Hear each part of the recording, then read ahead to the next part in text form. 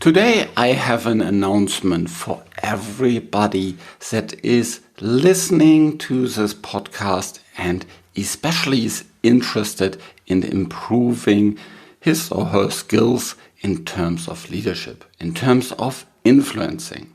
I'm talking quite a lot in this podcast about it, and I'm really passionate about it because I've experienced firsthand in my own career and in lots of other careers how investing in this skill and then applying these skills has helped me to have a much more successful and much more motivating and much more satisfying career. So if you want to improve your leadership skills as well, then I have an offer for you. We are now enrolling again into the Effective Statistician Leadership Program. We designed this program, so we, as Gary and I, designed this program for statisticians to strengthen your leadership skills. This will help you to maximize your impact at work. And it also helps you if you have no direct reports. It's really about cross-functional leadership skills. The Effective Statistician Leadership Program is a modular program. It contains self-learning parts and, if you want, also moderated small group discussions. We have specifically designed this for statisticians. And there's a lot of examples from the pharmaceutical industry, of course, but the concepts will also apply outside of the pharmaceutical industry. It really aims at all levels of statisticians, and we had all different levels of statisticians. We had people that were very, very early in their careers. And we recommend that if you have started your first job in the industry, let's say at least 1.5 years ago, then this is really good for you. We had pretty senior people in this program as well, and we got a lot of really, really positive feedback from them. So one of them, for example, is Richard Zink. Yeah, you can check on the homepage, theeffectivestatistician.com, what he, without us asking for it, wrote on LinkedIn about it. And that is really, really good. There's also a lot of other quotes from people that speak about the experience that they have in the Effective Statistician Leadership Program. So there's, for example, one participant who said, the program really helped me to demystify and break down what leadership is. Or another one that says, the number one thing that was most helpful is that the structure of the program has helped me to go through the aspects of leadership and evaluate them one step at a time. That speaks to the framework that we are talking here about leadership. Our framework gives you really all the different aspects about leadership because there's actually quite a lot of them.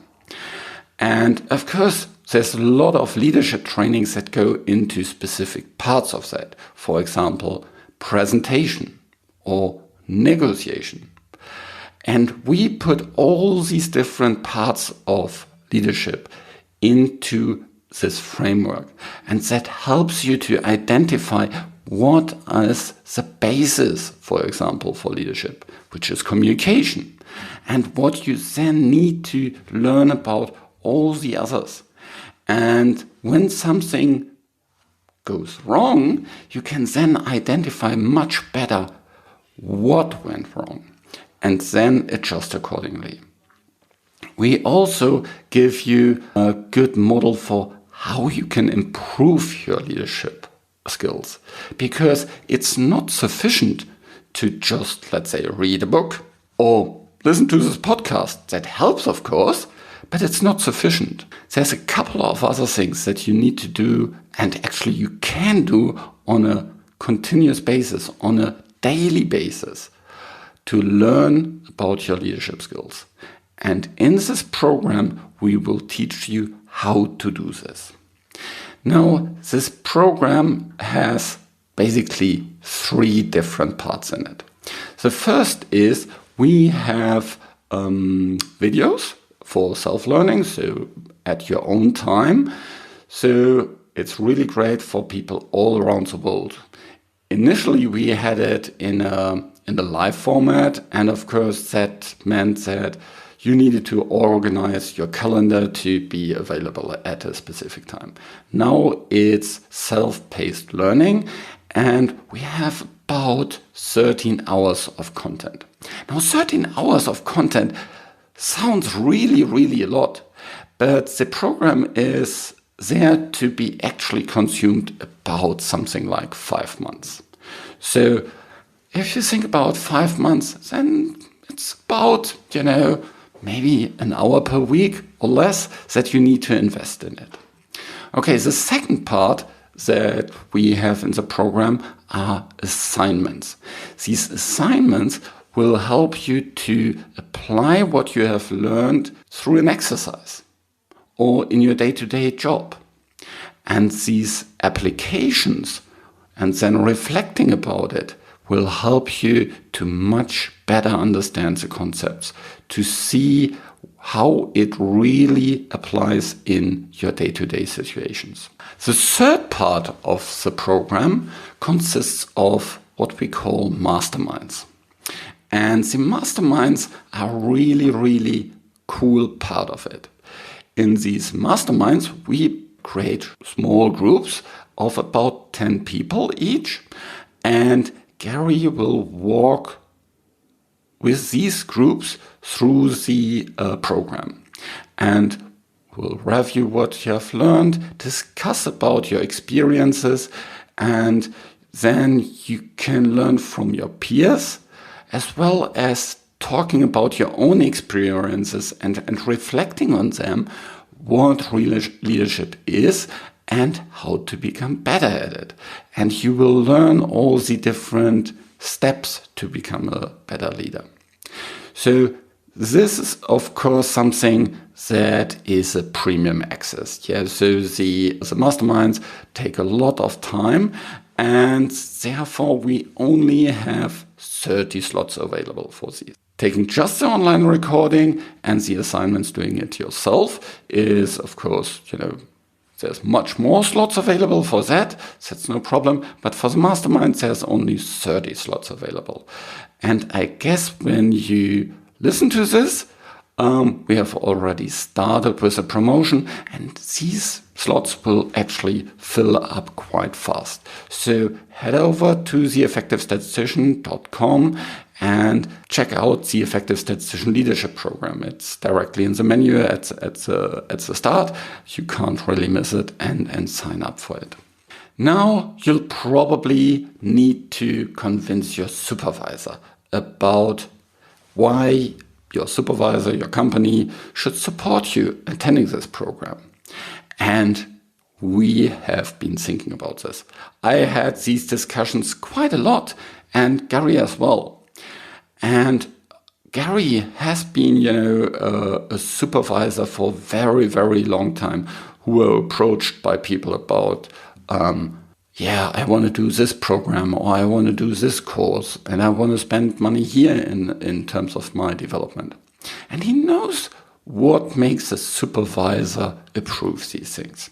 And so he has put down a couple of good arguments that you can use with your supervisor and why he should approve this spending.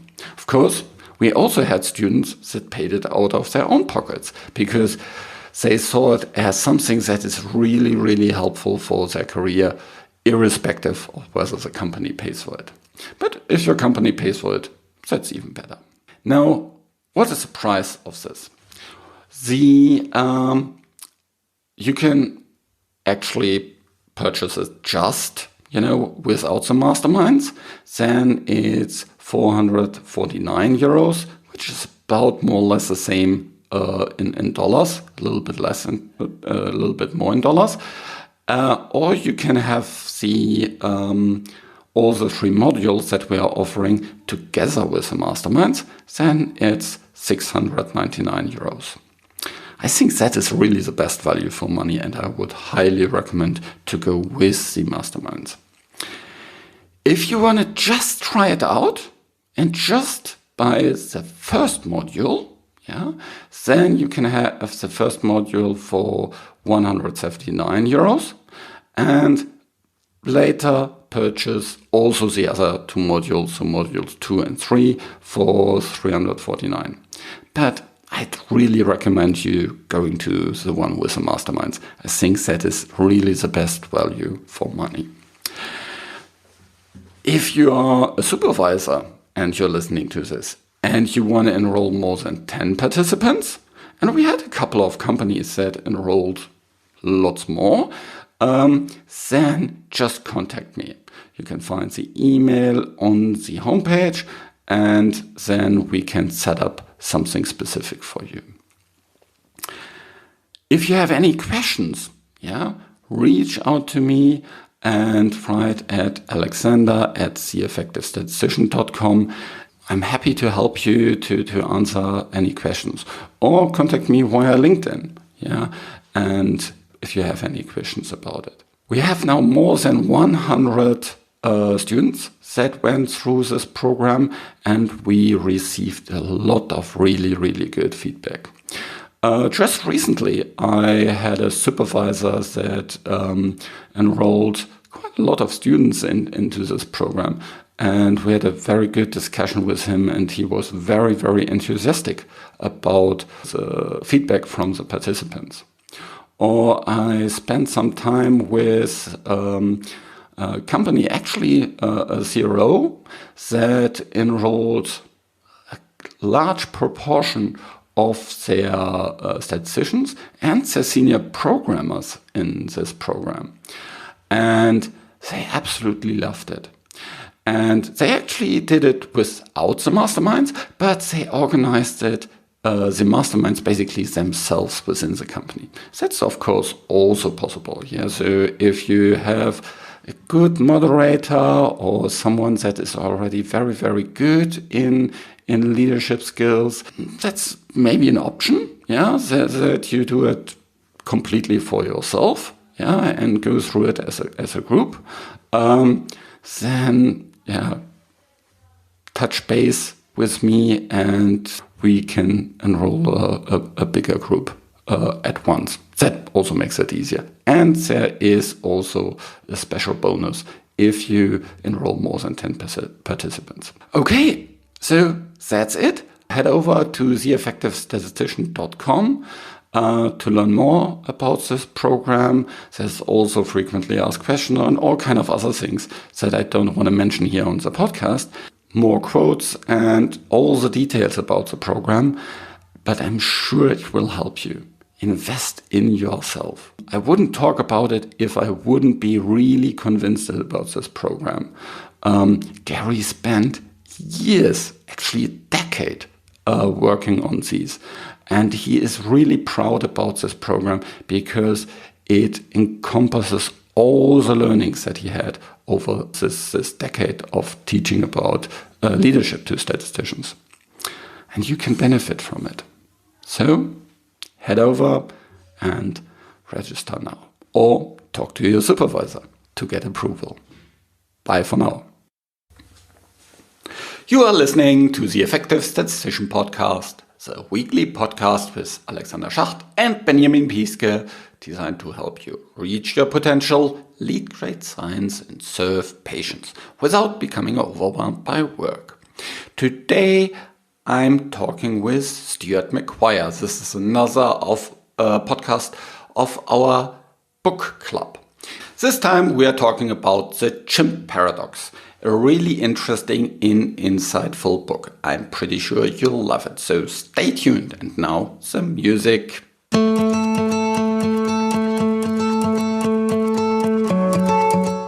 So this is another of these podcast episodes where we do a book review. There's so many interesting books out there, and I can highly recommend to reading a couple of these business books because leaders are nearly always also readers. Readers are not necessarily leaders, of course, but if you look into these, this really broadens your horizon and helps you to see maybe a bigger picture or see things from a very different perspective. So stay tuned for this really nice discussion with Stu. If you love these episodes, then please tell your colleagues about this. Everything here is for free, and there's so much for it. It's for people early in their career. It's for people midterm in their career, even for more senior people. I have listeners from all these different episodes of their career. So just recommend it. I'm pretty sure others will love it as well. I'm producing this podcast in association with PSI, a community dedicated to leading and promoting the use of statistics within the healthcare industry for the benefit of patients. Join PSI today to further develop your statistical capabilities with access to the video-on-demand content library, free registration to all PSI webinars, and much, much more. Visit the PSI website at psiweb.org to learn more about PSI activities and become a PSI member today.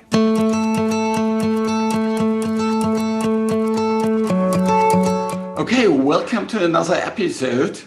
And today I'm again speaking with Stuart. Hi, Stuart. How are you doing? Very well, Alexander. You well? Yeah, very good. We have an awesome book that we both read recently. And this one was a suggestion by Stu. And you got that from a couple of other people recommended. So what was the story behind that?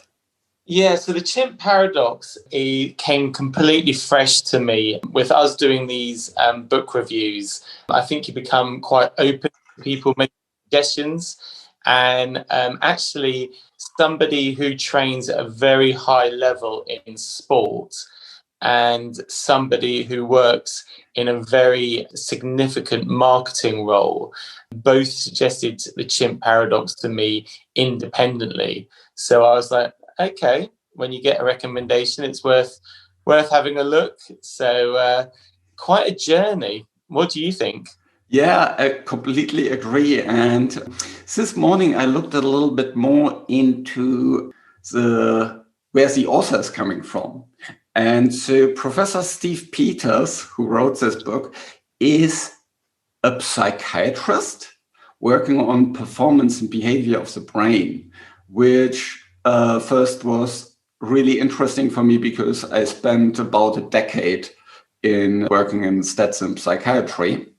And so that was an interesting thing. And he is also helping in the sports world. Did you know that he is working together with the FC Liverpool? Yeah, yes, I did read that. And actually, one of the things that I wanted to try almost sort of dispel in this book is that some people might think that this is for sports people and that it's for sort of high performance training. And actually, it's really not. It talks at a level, and we will start getting into it, it talks at a level that can be applied to everybody. And I think in particular to the statistics environment and the industry that we work in, I think there's lots of things in here that we can take learnings from. But yeah, even if you're not a Liverpool supporter, there's something in this book for you. Yes. Yeah. Absolutely. Yeah. So yeah, we could of course talk about soccer all day long, but one of my favorite things to talk about. But it's today it's really about this book and the Chimp Paradox. In the book there's it speaks to these two different parties. Yes, the chimp and the human that kind of interact in your brain. It's kind of, a really nice way of thinking of how your brain functions. There's a chimp that is really, really powerful, and a usual grown-up chimp is kind of 10 times more powerful than a human, and that's about the same in the brain. and he's much faster, much stronger. And if they just kind of wrestle along, then the chimp always wins. However, the human is much more kind of logical and can basically apply certain techniques to make the chimp behave. But that needs to be done very intentionally and very, very, very carefully.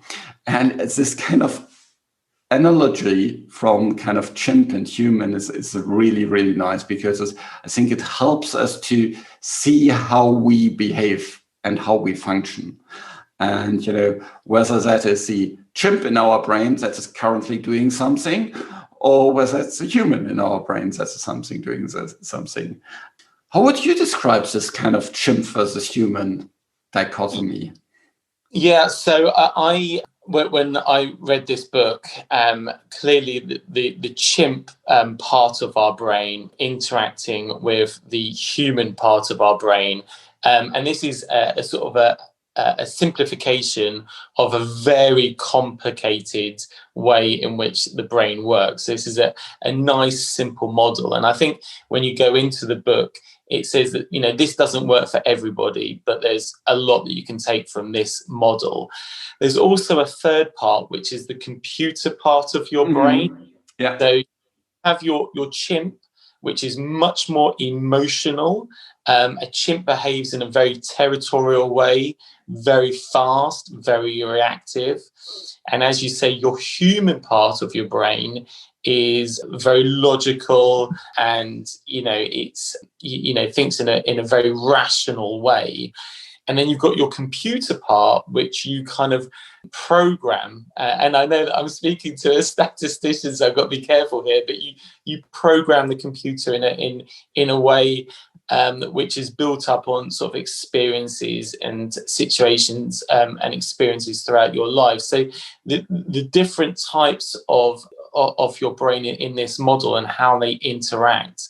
And this, I have to say, is one of those books that can just change your life in a very positive way, and can help you address the way in which you communicate. It can also help you if you are suffering, I guess, with certain mental imbalances. So it's a very interesting book. When I started reading it, I immediately thought, wow, doing a podcast on this is very exciting, because I think it opens up a huge area of sort of unmet discussion. But also it's a journey, and like all journeys, whether you're going on a holiday or whether you're going on a big business meeting, you have to pack and think about your journey. And this journey is one that undertaking this is going to change your life, like a big trip would do. And you've got to be prepared for that. And what I found after reading this book and reading associated material is that once you start uncovering and working with this type of model of your brain, you may want to start having some mentoring or some exercises to do to fully embrace all the components that come out of this model. Or you can just read it and say, yeah, that was interesting, and kind of put the book down again. So it depends on the type of journey you want to undertake. But for me, I think this is a very transformational type of thinking, and type of thinking on how you think. So I'm quite keen to try to distill down some points in this book and how this might be effective for your statistical audience. What's your thoughts on that? Yeah, completely agree. So I was just thinking about one of the, let's say, common problems. Yeah. So, and that is about, imagine you come into a room and there's a big meeting, and there's lots of senior people, more senior than you are, and you now need to basically speak up, and you need to, there's some kind of discussion about, a project, and you need to speak up to correct some false beliefs there. in the room in terms of how everything works together. And now what's your chimp doing? Yes, the chimp in your brain tells you, oh, there's, really, really bad things can happen. These are all so senior, these people. And when you say something wrong, they will rip off your hat and kick it out of the door. Yeah. And so, your adrenaline goes up and you have this fear and, you're therefore, because you think, and there's these goblins from the computer come in, you're inferior to these people. You better don't speak up. That's far too, complicated and really serious, and really, really bad things can happen. Yeah. And this is where then your chimp takes over the control. Yeah. And makes you not speaking up. And now see, how can you kind of now manage your chimp that, you think about this much more kind of logically and how can you combat your fear at that point? Yes. And I think the heart of what you're getting to is this fight, flight, or freeze way we can think. And when you're sort of forced or faced with something, your chimp wants to kind of fight, and there's that sort of aggressive bit. Your human part, which is much more rational, is thinking, well, I know this and I can logically, understand, and I can respond in a very logical and rational manner. Or you or you can sort of freeze and pretend that sort of nothing's sort of happening, and almost sort of deny that there's a threat at all. So I think in that situation that you're faced in that meeting room. And I was also thinking about meetings and how we're in lockdown at the moment here in the UK. So meetings have all moved over to Zoom calls, but you still have that, your face is on a little square, and then somebody asks you a question, and you either know the answer and your human part responds in a very logical way, or you don't know the answer and your brain can move to this chimp of, just answering very quickly, emotionally, and being very charged. And I think that for me, this method of trying to understand how you think in certain situations and what part of your brain is kicking in. And often after you've reflected on what you've said, whether it be on a Zoom call or in a big meeting room, it's then you recognize that it was the chimp that was speaking, and you regret that. You say, I wish I'd answered that differently. I wish I'd been more logical in my response. But the chimp is faster. The information hits the chimp first. So if you haven't got the experience, if you haven't built up those types of responses and worked on that, then your chimp is going to override, is going to kick in. So I found that really interesting. And there's lots of situations littered in this book. Do you mind if I go off on a tangent? Is that okay? No, that's completely fine. It's when you were talking about this kind of meeting situation, another kind of thing is you get kind of asked this question, and then you have this kind of goblin in your head that tells you, I don't want to look stupid. Yeah, so I need to answer this. Yeah, and therefore the chimp reacts and answers. Yeah, because here's this goblin in the computer says, you don't want to appear stupid. Yeah, and that's then your kind of programmed response in it, rather than thinking about it and thinking maybe being vulnerable here and saying, I don't know exactly, but here's a couple of thoughts I have about it, but I would need to check them further. Yeah, and being completely honest about it. Yeah. Yeah. But because your chimp reacts, you don't come to that. Yeah. But you wanted to go on attention, so. Well, no, I was just, one of the examples in the book, and I thought this was very useful, is the way that which the chimp responds. So typically, if you're given a box of biscuits, and the chimp, is in the jungle. This is the last potential meal that the chimp can have. So the chimp wants to eat all the biscuits. You've got a pack of biscuits there. The chimp is like, right, this is the last time I'm going to eat. I'm eating all of these. And then, but the human part of your brain is like, well, I could have a biscuit today, one this afternoon, one tomorrow. I can spread this out. This isn't going to be my last meal. If I eat all the biscuits, that's probably not great for my health, et cetera, and thinks these things in a very logical way. But sometimes, we know that the chimp is very strong, and before you've known it, you've eaten 10 biscuits and you're feeling and you're reflecting on that, and you're like, why did I do that? What happened there? And I think, in a very simplistic way, we all know that we have these different competing parts of the brain. And I think whether you call it a chimp or whether you've got a special name for it, when you read into it, there's a lot of people who have taken this methodology and personalized it for their own. But I think thinking about the way that the chimp works and how that works in your brain is very useful and very powerful.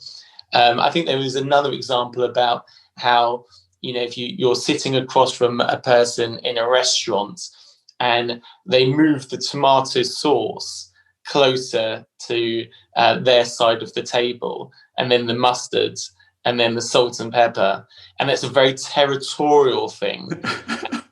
On the other side of the table is thinking, I kind of want the tomato sauce, but I don't feel like I can really reach over and just grab it. And there's that sort of territorial thing going on. Chimps are very territorial, and how that can quickly override and be completely mistaken. And then you get a chimp talking to another chimp, you're territorial talking to another territorial person, and that can only lead into an argument, aggression, a fight.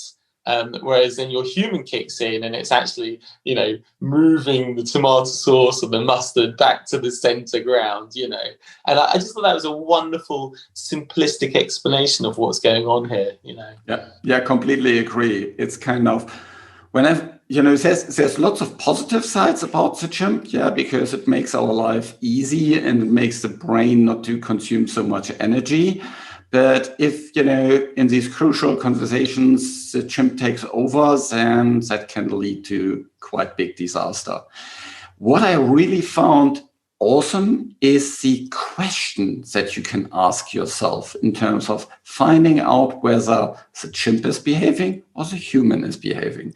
And this question was, do you want to behave or feel this way? Yeah.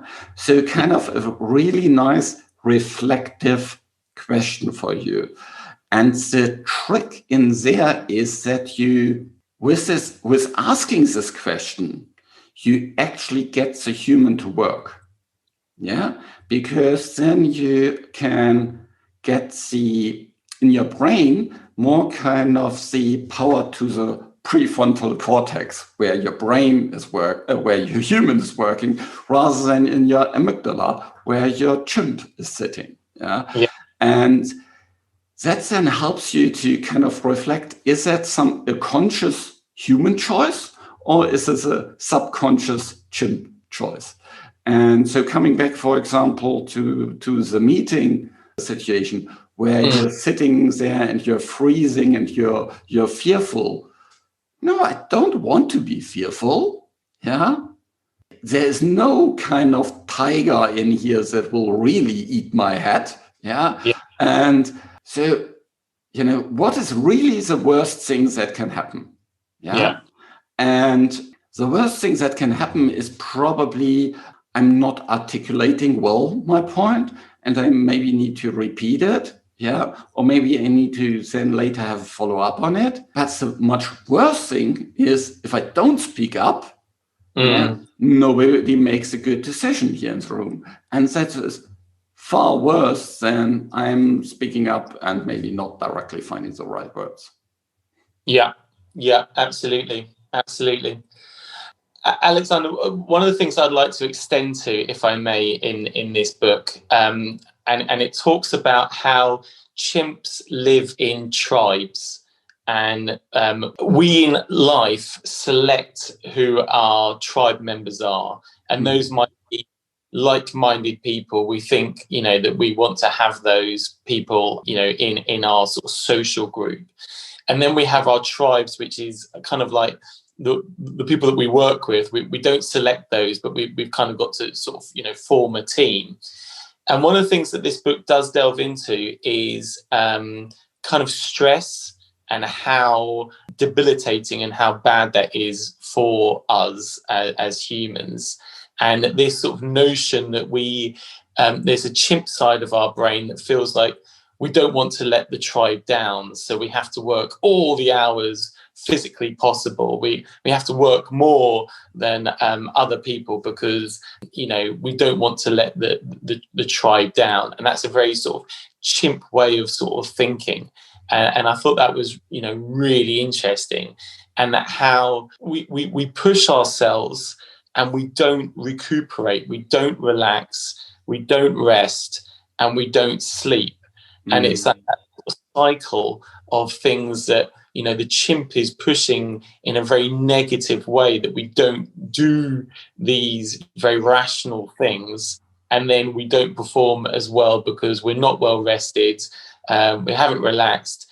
And I think, another book that I would love to review with you is Why We Sleep by Walker. I think that book is absolutely phenomenal, but how positive sleep is.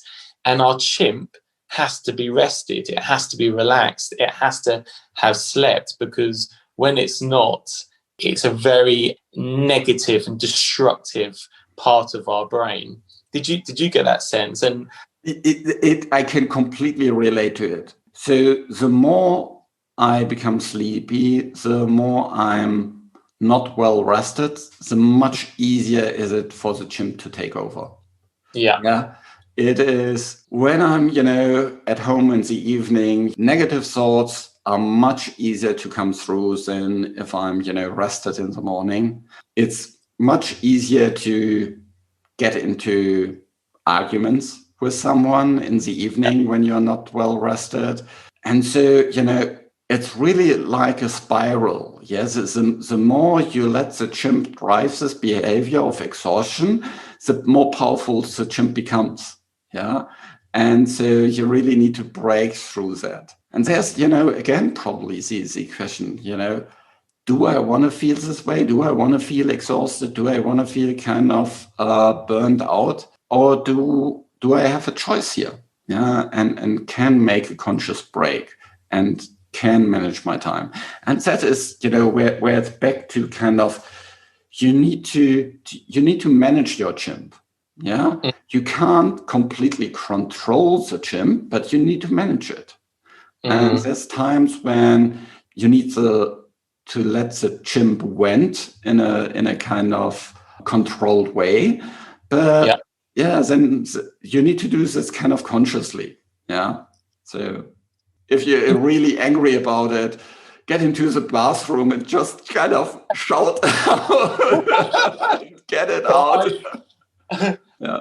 I also took from the book, which I thought was phenomenal, and going back to that tribe, but the chimp does need to be exercised. So and having really good friends, people who provide a non-judgmental space for you, so that you can just let your chimp vent. And I think having people that you can just talk to. And I say sort of chewing the cud, just getting things off your mind is really exercising that chimp, getting that done, and then the human part of your brain can then start to sort of kick in. And I've noticed that on some video conferences, because people they're cooped up, they're in lockdown, they're feeling caged.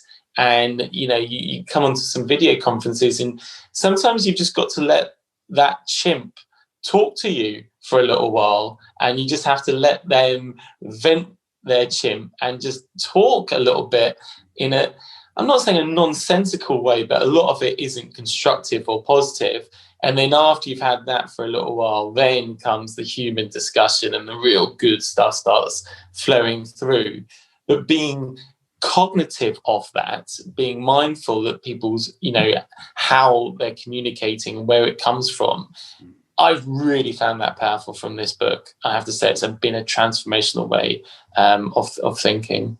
Yeah, I completely agree. That is, one of the things that I completely misunderstood in my life many, many times. Yeah, when there was someone coming with a problem, and was kind of furious about it, and I let my kind of human part go in there and try to solve this problem directly.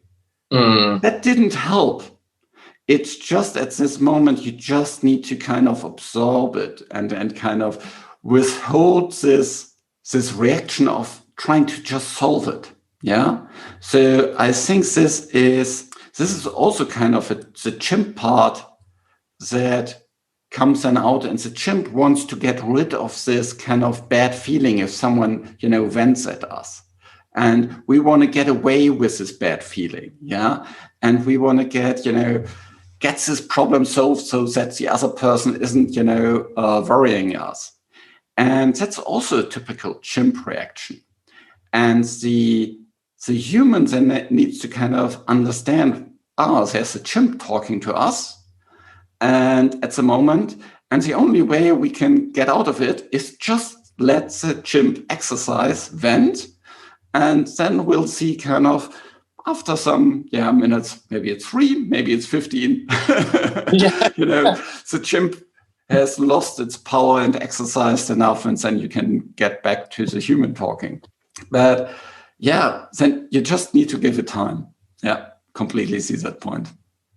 I think also, as I use that sort of analogy before, sort of going on a journey, and it's, this book is a sort of a journey, and it's also, thinking about what does success look like, and having different success criteria. And often people set themselves up to fail. Their expectation of what they want from their life is very chimp-led. But when you really look into your sort of human, rational, what can I really achieve, and think about that in a very logical and rational manner, you're going to gear yourself up much more for success in that expectation.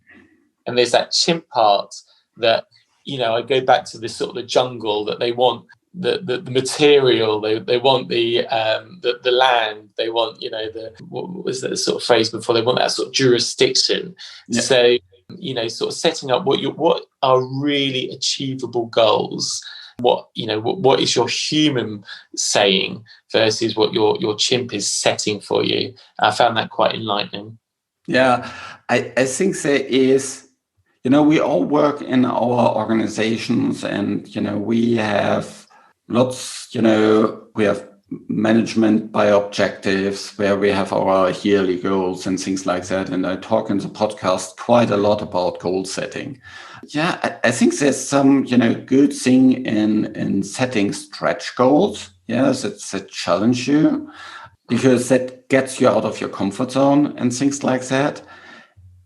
However, the chimp can set in there and kind of keep fighting and fighting and fighting and pushing and pushing and pushing. And you never kind of let go of things.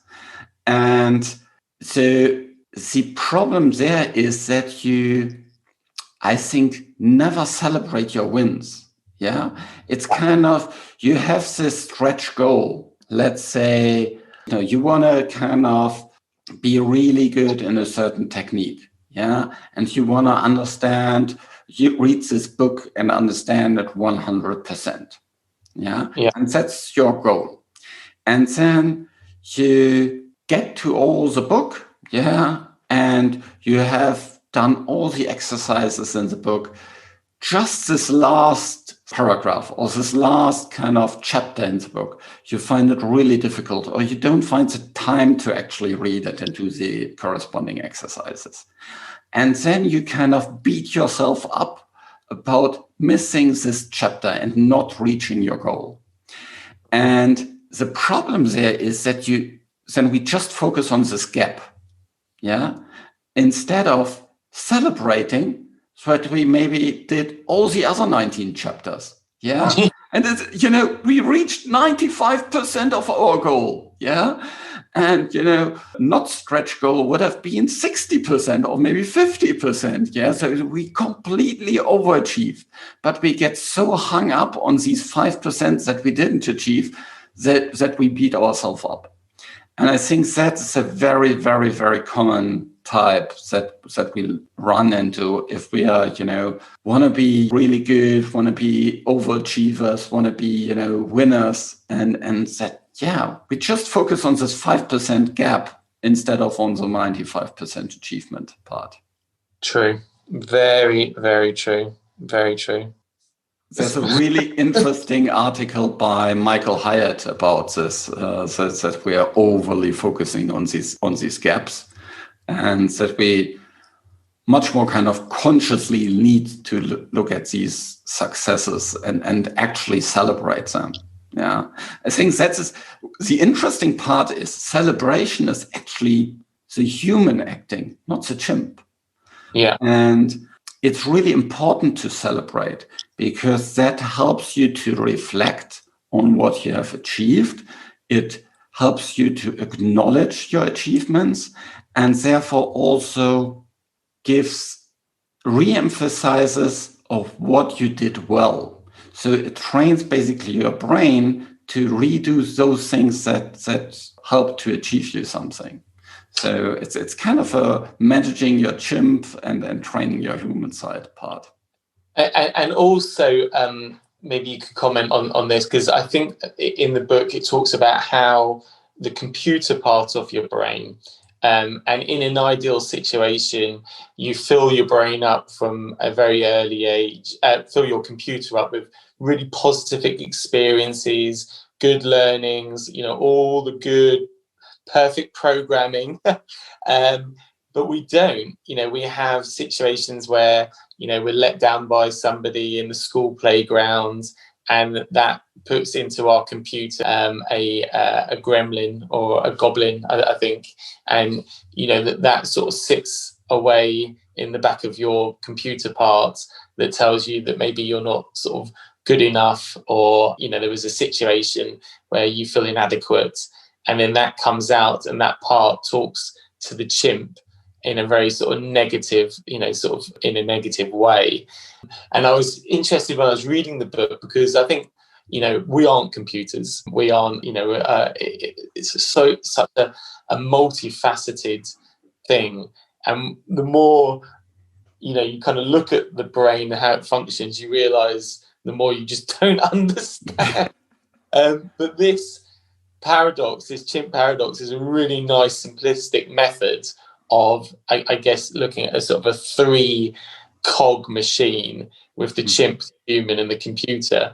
But I was fascinated in, what you do as a statistical programmer, and, the statistics side, how you thought about the programming of the computer part of our brain. Did that resonate at all? Yeah, I think it's a little bit like the default options. Yeah. So, when you write a program, there's all kind of default options in your program. Yeah. And it depends on how these default options are set up. Yeah. And in the same way, you can think about your brain. What are the default options there? Yeah. And it's exactly like you have these kind of beliefs about yourself. Yeah. So you're an introvert, and therefore you're not good at public speaking. You'll never be good at public speaking. You can't learn that. Yeah. And of course, that's a false belief. Yes, there's lots of really, really good speakers, public speakers that are introvert, and they have trained themselves to be good at it. Yeah. And so that's a false belief, but identifying this false belief and seeing, oh, that's actually a default option that I can change is really, really powerful. Yeah, it's like exploring in your program and seeing, oh, there's another option there that I can change here, and set to this default option that's maybe not helpful in this specific case. Yeah, Yeah. And in the same way, we can think about our computer in the brain. Yeah, finding about all the default options that are in there that we think not even of that they are changeable. Yeah. Because we haven't recognized them, that that's just a hidden function. It's something that, like, if you look into all this Word and Excel and so on programs, and you think like, I'm really frustrated about this kind of one feature, and you don't even know how to change it. You take it for granted. But you can actually change it. It's just so hidden somewhere in a submenu of a submenu that you never find it. Yeah, and that's I think the similarity there. So that is really, really important to self-reflect.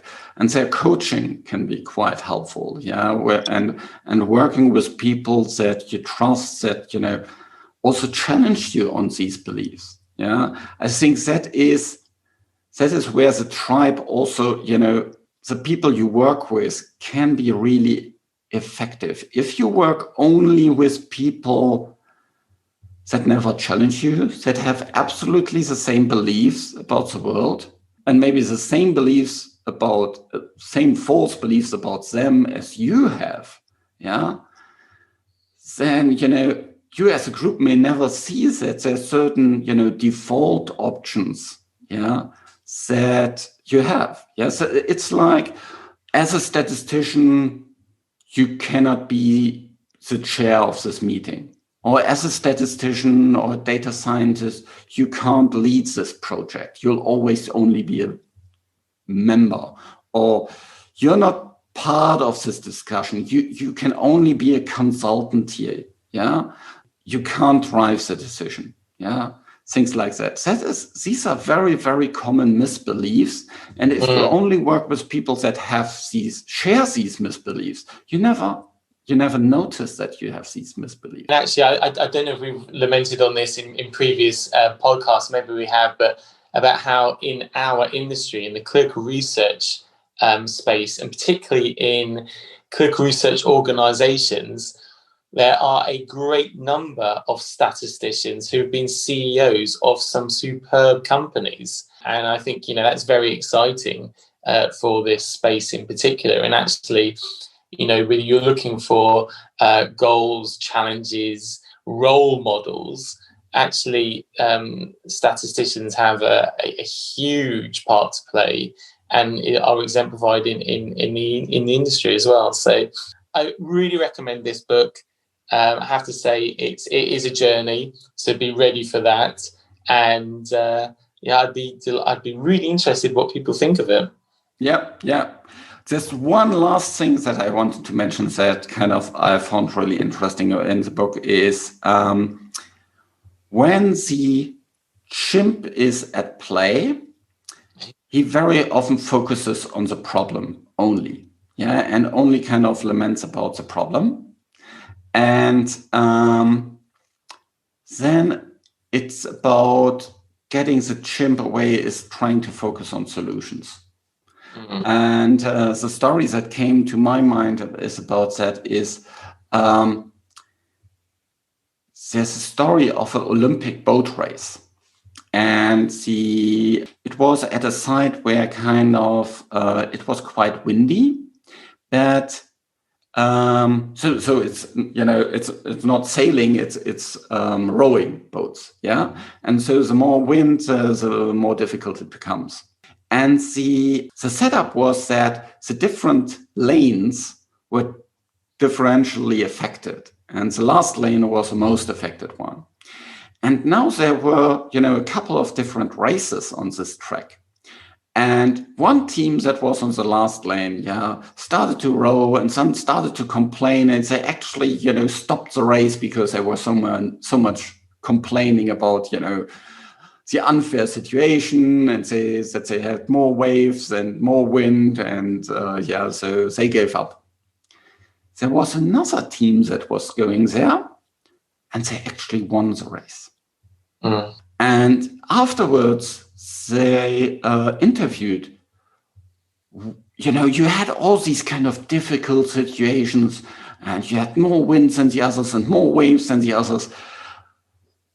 How could you kind of, keep with that and things like that?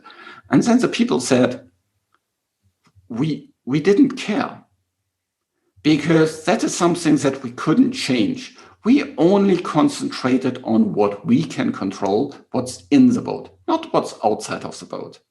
Wind, waves, all these things are outside of the boat. What we can control is how we do in the boat. So they completely focused on the solutions and made it happen. And others that completely only focused on the problem, they gave up. And I found that story so helpful. And it showed kind of, for the first team, the chimp got into action. And, they only focused on the problems. The second team, they had a good management of their chimp, and they won the race. And I think you've articulated beautifully in that the things that we can control, and that sort of regal thing that we have, the crown that we wear, the things that other people or other things control, the weather, and then there's this sort of joint thing that we can control, and sort of understanding those different buckets.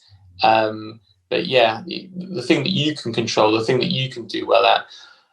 There's a very famous rugby coach, and it's about looking in the mirror and really not allowing excuses of things that you can't control to come in, but you and your. I think it's powerful. Yeah, and there's the same also in terms of you can control how you feel, how you want to feel. Yeah, we are not kind of, and that's again this kind of question: do you want to feel this way? Do you want to behave this way? Yeah, I think it's a really, really brilliant book. It also reminded me a little bit of Daniel Kahneman's book, Thinking Fast and Slow. Goes into the same direction and gets a little bit more into the specific traps that we typically fall into. So that's another great book to read about. Yeah. Okay. So we touched on a lot of different things in this chat, from kind of starting with the author being training the FC Liverpool or coaching the FC Liverpool, through computers and chimps and humans, and how we can, behave better and work better. What are kind of a couple of typical traps that we fall into? And I think hope you got a lot of nuggets that we discussed about that makes you read the complete book. Because, as Stuart mentioned, it's one of these books that can really, really change your life. This show was created in association with PSI. Thanks to Rain, who helps with the show in the background, and thank you for listening. Head over to theeffectivestatistician.com to find the show notes, or the link to the book and things like this, and learn more about our podcast to boost your career as a statistician in the health sector. Please tell your colleagues about this podcast. They will benefit from it likely as well. Like always, reach your potential, lead great science, and serve patients. Just be an effective statistician.